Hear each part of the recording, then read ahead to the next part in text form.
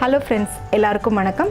Welcome back to pot 2 plates kitchen. நான் உங்கள் Christie. Friends, இன்றைக்கி நம்மளோட சேனலில் இந்த மழை நேரத்துக்கு ஏற்ற மாதிரி நல்ல கமகமன்னு காரசாரமாக சிம்பிளாக சூப்பரான ஒரு டேஸ்ட்டில் ரசம் சாதம் எப்படி பண்ணுறது அப்படின்னு பார்க்க போகிறோம்.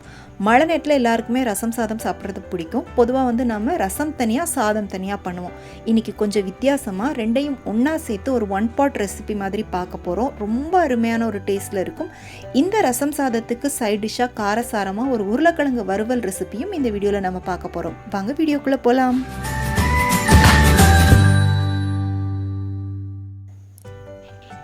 இந்த மெஷர்மெண்ட் கப்புக்கு 1 கப் அளவுக்கு நம்ம சாப்பாடு பண்ணுறதுக்கு யூஸ் பண்ணுற புழுங்கல் அரிசி எடுத்து நல்லா கழுவிட்டு தண்ணி ஊற்றி ஊற வச்சுருக்கேன். இதே கப்புக்கு 1/2 கப் அளவுக்கு துவரம் பருப்பும் அது கூட ஒரு 2 டீஸ்பூன் அளவுக்கு சிறுபருப்பு போட்டிருக்கேன். இதையும் நல்லா கழுவிட்டு நான் ஊற வச்சுருக்கேன். அரிசி பருப்பு நம்ம ரெண்டையும் ஒன்றா சேர்த்தே ஊற வச்சுக்கலாம். நான் உங்களுக்கு காமிக்கணும் அப்படிங்கிறதுக்காக தனித்தனியாக ஊற வச்சுருக்கேன். அடுத்ததாக இந்த சைஸில் புளி எடுத்துக்கோங்க. அதையும் முதல்ல கொஞ்சம் தண்ணி ஊற்றி ஊற வச்சுருங்க. புளி உங்களோட புளிப்பு டேஸ்ட்டுக்கு ஏற்ற மாதிரி கூட குறைய நீங்கள் சேர்த்துக்கலாம். உங்களுக்கு கொஞ்சம் கூடுதல் புளிப்பு வேணும் அப்படின்னா நீங்கள் எக்ஸ்ட்ரா இன்னும் கொஞ்சம் கூட புளி போட்டுக்கோங்க. அடுத்ததாக ஒரு மிக்சி ஜாரில் 1 டேபிள் ஸ்பூன் அளவுக்கு முழு மிளகு போட்டுக்கோங்க. மிளகுலேருந்து பாதி அளவு சீரகம், ஒரு 1/2 டேபிள் ஸ்பூன் அளவுக்கு சீரகம் போட்டுக்கோங்க. 1 டேபிள் ஸ்பூன் அளவுக்கு முழு கொத்தமல்லி விதை போட்டுக்கோங்க. இது கூட ஒரு 6 பல் பூண்டு, தோல் உரிக்காமல் அப்படியே நீங்கள் முழுசாக போட்டுடலாம். கூட ஒரே ஒரு பச்சை மிளகாய் சேர்த்து போட்டுக்கோங்க. இப்போ இது எல்லாத்தையும் நம்ம ரசத்துக்கு அரைக்கிற மாதிரியே தண்ணி சேர்க்காம கொஞ்சம் நரன்னு அரைச்சி எடுத்துக்கணும். பாருங்கள், இந்த மாதிரி அரைச்சி எடுத்து தனியாக வச்சுக்கோங்க. இப்போ நம்ம ரசம் சாதம் பண்ண ஆரம்பிக்கலாம். இன்றைக்கி நான் உங்களுக்கு குக்கரில் தான் இதை செஞ்சு காமிக்க போகிறேன்.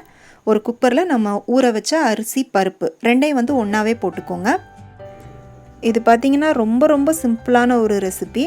நமக்கு ரொம்ப காய்கறிகள் கூட தேவையில்லை. அரிசி பருப்பை ஊற வச்சிட்டோன்னா ஒரு 15லேருந்து 20 நிமிஷத்துக்குள்ளே நம்ம ஈஸியாக பண்ணிடலாம். இப்போ அரிசி பருப்பு போட்டுட்டு இது கூட நல்லா பழுத்த தக்காளி 2 கட் பண்ணி போட்டுக்கோங்க. கூட ஒரு 1/4 டீஸ்பூன் மஞ்சள் தூளும் 1/2 டீஸ்பூன் போல் தனி மிளகாய் தூளும் போட்டுட்டு தேவையான அளவுக்கு உப்பு போட்டுக்கோங்க. இப்போ இது கூட தண்ணி ஊற்றிக்கலாம். தண்ணி நம்ம அரிசி இழந்து அதே கப்பில் அளந்துக்கணும். அரிசியும் பருப்பும் சேர்த்து 1/2 கப் வருது. இதுக்கு 4/2 கப் அளவுக்கு நான் தண்ணி ஊற்றிருக்கேன். 4/2 கப்பை விட நம்ம ஜாஸ்தியாகவே இது கூட தண்ணி சேர்த்துக்கலாம். இப்போ இது வேகட்டும். வெந்ததுக்கு அப்புறமா நம்ம ரசம் சாதம் எந்த கன்சிஸ்டன்சியில் நமக்கு வேணுமோ அதுக்கேற்ற மாதிரி நம்ம தண்ணி சேர்த்துக்கலாம். இப்போ 4/2 கப் அளவுக்கு தண்ணி ஊற்றிருக்கேன். ஊற்றிட்டு நல்லா கலந்து விட்டுக்கலாம். இப்போ இது கொஞ்சம் கொதிச்சு வரட்டும். இப்போ பார்த்திங்கன்னா கொதிக்க ஆரம்பிச்சிருச்சு. இந்த ஸ்டேஜில் நம்ம குக்கரை மூடி விசில் போட்டுடலாம். குக்கரை மூடி விசில் போட்டு அடுப்பை மீடியமில் வச்சு இதை ஒரு 5 விசில் விட்டு நல்லா வேக விட்டுக்கோங்க. இப்போ இது வேகட்டும். அதுக்குள்ளே நம்ம சைட் டிஷ் உருளைக்கிழங்கு வறுவல் நம்ம பண்ணிடலாம். அதுக்கு கடாயில் ஒரு 3 டீஸ்பூன் அளவுக்கு எண்ணெய் ஊற்றிருக்கேன். எண்ணெய் சூடானதும் அதில் 1 டீஸ்பூன் கடுகு, ஒரு 1/2 டீஸ்பூன் அளவுக்கு சீரகம் போட்டுக்கலாம். இப்போ இதில் பார்த்திங்கன்னா ஒரு 1/2 கிலோ அளவுக்கு உருளைக்கிழங்க தோல் சீவிட்டு இந்த மாதிரி சின்ன சின்ன க்யூப்ஸாக கட் பண்ணி எடுத்து வச்சுருக்கேன். இப்போ இதை இதில் போட்டுடலாம். போட்டுட்டு நல்லா வதக்கி விட்டுக்கோங்க. உருளைக்கிழங்கை இதை விட ரொம்ப சின்ன சைஸில் கட் பண்ணாதீங்க. இந்த அளவுக்கு கட் பண்ணிங்கன்னா போதும். இப்போ இதை போட்டு ஒரு 2 நிமிஷம் கொஞ்சம் நம்ம வதக்கி விட்டதுக்கப்புறமா இதுக்கு தேவையான அளவுக்கு உப்பு சேர்த்துக்கலாம். உப்பு சேர்த்துட்டு திரும்பவும் நல்லா வதக்கி விட்டுக்கோங்க. இப்போ உருளைக்கிழங்கு இந்த அளவுக்கு கொஞ்சம் உங்களுக்கு அது வதங்கி பொன்னிறமாக வர ஆரம்பிக்கும். உருளைக்கிழங்குல பார்த்திங்கன்னா ஒரு ப்ரௌன் கலராக வர ஆரம்பிக்கும். இந்த ஸ்டேஜில் இது கூட ஒரு 5 பல் பூண்டு சும்மா ஒன்று பாதியமாக தட்டி போட்டுக்கோங்க. கூடவே 1/2 டீஸ்பூன் அளவுக்கு தனி மிளகாய் தூள், 1/2 டீஸ்பூன் மஞ்சள் தூள், ஒரு 1/4 டீஸ்பூன் போல் பெருங்காயத்தூள் சேர்த்துக்கோங்க. இப்போ மிளகாத்தூள் மஞ்சள் தூள்லாம் போட்டதுக்கப்புறமா அடுப்பை நல்லா லோ ஃப்ளேமுக்கு மாற்றிட்டு இதை வதக்கி விட்டுக்கோங்க. இன்னொரு 5 நிமிஷத்துக்கு இந்த உருளைக்கிழங்கெல்லாம் கொஞ்சம் நல்லா கிறிஸ்பியாக வர்றது வரை வதக்கி விட்டுக்கோங்க. மசாலா கருக விட்டுறாதீங்க. அவ்வளோதான். இப்போ உருளைக்கிழங்கு வறுவல் ரெடி ஆயிருச்சு. இந்த ரசம் சாதத்தோடு சேர்த்து சாப்பிட்றதுக்கு ஏற்ற ஒரு சூப்பரான சைட் டிஷ் இது. இந்த ரசம் சாதத்தோடு மட்டும் இல்லை, லெமன் சாதம், தயிர் சாதம் எல்லாத்தோடையுமே சேர்த்து சாப்பிட்லாம். ரொம்ப அருமையாக இருக்கும். இப்போ நம்ம வேக வச்ச அரிசியும் பருப்பும் பார்த்திங்கன்னா நல்லா வெந்துருச்சு. நல்லா இந்த அளவுக்கு குழைய வேக வச்சு எடுத்துக்கோங்க. இப்போ இதை லைட்டாக மசிச்சு விட்டுக்கோங்க. ரொம்ப மசிக்க வேண்டாம், லைட்டாக மசிச்சு விட்டுட்டு நம்ம ஊற வச்ச புளியை கரைச்சிட்டு அந்த தண்ணியை இது கூட சேர்த்துக்கோங்க.